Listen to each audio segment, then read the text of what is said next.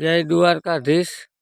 જો આ પોપટ અહીંયા એની રીતે એ ખાય જ છે, વાંય અહીંયા એવડા ઈ જ બેઠા છે। અત્યારમાં પોપટ વધારે હોય છે। હવે આપણે એને ચણ ભરવા જવું છે।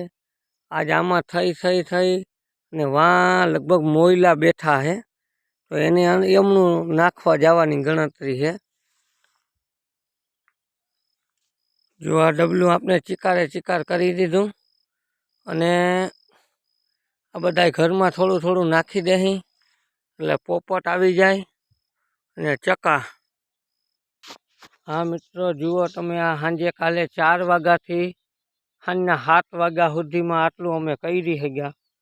આટલું ચોખ્ખું કર્યું હાઈ ક્લાસ કરીને, અને અહીંયા ડબલા બાંધી દીધા। અહીંયા હવે પોપટ, ચક્કા, વયા અને 2 લીમડા અંદર હાઈ ક્લાસ નીકળ્યા। એને આપણે ઉછેરથી મોટા કરશી અને આવી રીતના આપણે બધાય આમ ઝાડવાની છે એને સુધારીને આ એમાં બાંધતા જાહી। આ છે આપણું પક્ષી ઘર, અને પક્ષી ઘરની અંદર આપણે ગણતરી તો એવી છે કે અહીંયા એક એવો ચબૂતરો આપણે બનાવવો છે એટલે કોઈ સપોર્ટ કરે તો ચબૂતરાની ગણતરી છે, એટલે પંખીડા એમાં સમાઈ જાય, પોપટ સમાઈ જાય। જો એક નવીન જાતની ચક્કી આવી, એટલે ચક્કા તમને અહીંયા અલગ અલગ પ્રકારના જોવા જશે પક્ષી ઘરની અંદર।